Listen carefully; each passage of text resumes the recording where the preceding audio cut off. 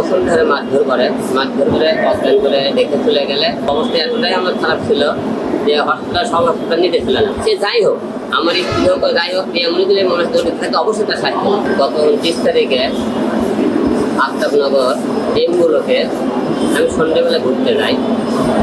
ঘোরার টাইমে যদি কোনো 1 ঘন্টা করে ঘোরার পরে কিছুক্ষণ পরে 3টে মোটরসাইকেল আছে, ওখান থেকে আমাকে টানে এসে কাজ করে নিয়ে যায় ওখানে গোসল ধরে মারধর করে অজ্ঞান করে রেখে চলে গেলে পরে আমার এলাকা বেশি খবর পেয়ে আমার বাসায় ফোন দেয়।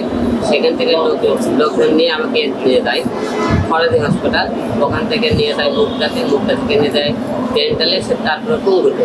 সেদিনকে রাত্রিবেলা এক হসপিটাল থেকে অবস্থা এতটাই আমার খারাপ ছিল যে হসপিটাল সব হসপিটাল নিতে ছিল না।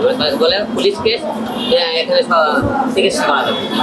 অনেক অ্যানাস্টার করে সেখান থেকে মনে করেন আমি মোটামুটি সুস্থ হওয়ার পরে সেখানে আমাকে যারা আক্রমণ করে এর মধ্যে 1 নম্বরে মনে করেন আফতাবুল্লাহ দেয়া মিছিলে নামে একটা মেয়ে এবং তার জামাই চমন এবং তার ভাই এবং ম্যাক্সোপেডিয়া, তার মধ্যে আজকে একটা আসামি ধরা পড়েছে ম্যাক্সোপেডিয়া। এবং প্রথমে যখন আমাকে যেদিন মারা হয় তখন আমাকে বলে যে তোর থেকে অনেক সাহস অনেক বেশি, তুই বলতে থেকে অনেক তোর যে তুই নাকি সামনে ঢাকা নির্বাচন করবে, এই কথা কয়ে প্রথমে আমাকে এখানে তারপরে বলে চোখ মুখ যখন মান্দার থেকে সকল মাঠে যেয়ে পড়ে যাওয়ার পরে সকল পিছন মারতে করে তারপরে ওখানে সাদা কালার একটা হুন্ডো থাকে ম্যাক্সোপেডিয়া। এবং সেখানে সে বলে বড় ভাই আমরা অনেক ক্ষতি করবো, এইরকম করে ওখানে প্রচন্ড ধারে মারধর করে। এক পর্যায়ে সেখান থেকে চলে আসে এখানে। এর মধ্যে আপনারা অনেকে বলবেন এরা কীভাবে জড়িত রাজনীতির সাথে। মিছিলের আমি মেয়ের সাথে আমার এককালীন সম্পর্ক যখন তার সাথে এখন টেক আপ হয়ে যাওয়ার পরে সে এককালীন করে কি সে বিভিন্ন রকম সে বলছে আমি তো তোকে না পাই তো তার হতে যাবে। সে একবার সে আমাকে ধর্ষণ মামলা দেয়, তারপর বন মামলা দেয়, ছিনতাই মামলা দেয়, বিভিন্ন রকম মামলা দেয় আমাকে এবং আমার পরিবারকে হ্যারাসমেন্ট করার চেষ্টা করে। যখন হ্যারাসমেন্ট থেকে সে আমাকে মনে করেন করতে পারতেছে না, তখন করে কি ম্যাক্সোপেডিয়াদের সাথে আমার স্ত্রীর আবার তারা মনে করেন সে কাজকাম বিভিন্ন মিডিয়াতে কাজকাম করে, তখন ম্যাক্সোপেডিয়ার সাথে সে যোগাযোগ করে। ম্যাক্সোপেডিয়া করে কি আমার পেয়ে সম্পর্ক করার পরে সে চিন্তা করে যে আলম বাসে থেকে তো আমি এই অনুসারে সম্পর্ক করতে কাজকাম করতে পারি। বসুন্ধরা ডায়াপেন্ট এখন আরো উন্নত।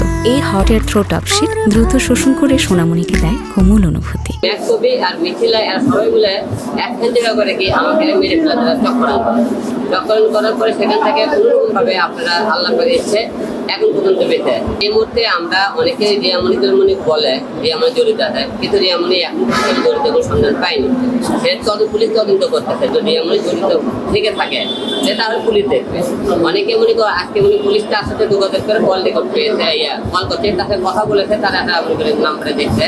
কিন্তু সে এই মামলার সাথে জড়িত থাকলে আমি কিন্তু আপনারা দেখেন যে কয়েকদিন আগে রিয়ামণির সাথে আমরা যখন কথা বলি সে অফিস সম্বন্ধে একটু কথা বলছিল, আমি কিন্তু তার সাথে কথা বলি। সে যাই হোক, আমার স্ত্রী হোক যাই হোক, রিয়ামণি দিলে মানুষ জড়িত থাকে অবশ্যই তার সাহায্য।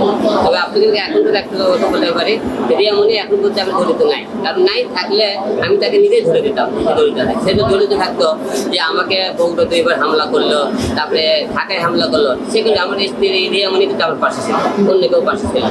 সেই হিসেবে বলবো রিয়ামণি এর সাথে জড়িত নাই, কিন্তু মিথিলা নামে যে মেয়েটা এই 1 নম্বর জড়িত। এখন এই আমার প্রচন্ড ক্ষতি করার চেষ্টা করতেছে একে সাহায্য, কারণ এতে টাকা পয়সার খুবই অভাব।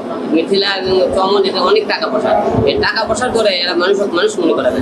প্রতিদিন দেখেন একটা মেয়ে আমার বিরুদ্ধে একের পর এক লাইভ করতেছে, আমার বিরুদ্ধে প্রতিদিন মনে করে একদম খারাপ কথাবার্তা বলতেছে।